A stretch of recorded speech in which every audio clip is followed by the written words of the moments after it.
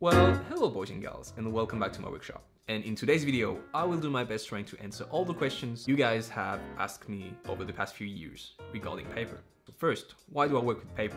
I love working with paper because it's a material that is pretty affordable and pretty accessible. It just comes in different sizes, textures, colors, thickness, and there's so many things you can do with it. But anyway, I'm going to focus on the paper we're going to need for this paper crafting tutorial. So, when you're doing a papercraft from a file that you have to print, you basically have two ways you can go with it. The first way would be to print your templates using white paper, and once you are done building it, you end up with a white papercraft that you can customize using acrylic paint. This whole customization part can be actually pretty fun, and will make your papercraft even more unique, which is great. But I'm not a huge fan of that technique, because first, when you are painting on the paper, you are not going to end up with the cleanest look. And secondly, if you use the paper that wasn't thick enough, your sculpture is going to absorb all the moist from the paint. The paper could warp and it could mess up all the hard work and all the hours you put into the build. So what I like to do is to use colored paper.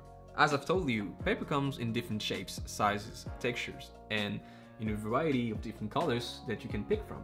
If you use colored paper, your papercraft is going to look really clean and the colors are going to be super vibrant. And you can also play with the textures to get some really cool and unique results. That's what I did for my Iron Man helmet, where I used a reflective gold and red paper, and I think it looks really sweet. By the way, if you boys and girls wanted to build this guy, the templates are actually available for free on our website, and he is also pretty easy to build, so if you do, please send us a photo review.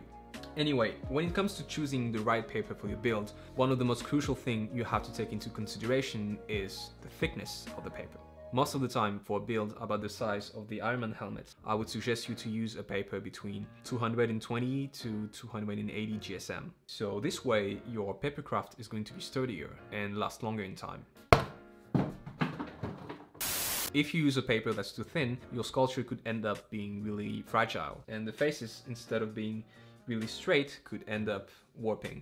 A good, or actually pretty bad example of that is with this guy here. I couldn't find the right shade of colors for this guy, and the only decent colors that I found was with a paper that was too thin, so he's pretty fragile. Another downside of using a paper that's too thin is that sometimes you can actually see through the paper. I don't know if you can see on the camera, but the flaps are definitely showing through. So that's why using the right thickness is really important. This guy is available on the website for free too. One of the questions I got asked the most is actually where I find my paper. And the short answer to that is that I actually buy my paper from companies that make paper. I've been working as a professional paper designer for the past 7 years, I guess. So I actually buy my paper as a professional at a pro rate, I guess.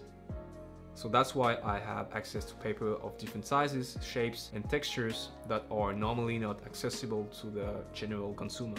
So one of the places you guys can take a look at, and where I like to go to, is art and craft and hobby shops. In France, I like to go to Cultura, where they actually have a pretty decent amount of choices available, and they also propose different ranges of thickness too. I think in the US and in Canada, you guys have a store called Michael's or something like that, and you might be able to find some paper there. Otherwise, you can always take a look online to find your paper. I think I actually found a reflective paper for the Iron Man helmets on Amazon, actually. Otherwise, if you don't have access to colored paper, you can always build it in white and then paint it.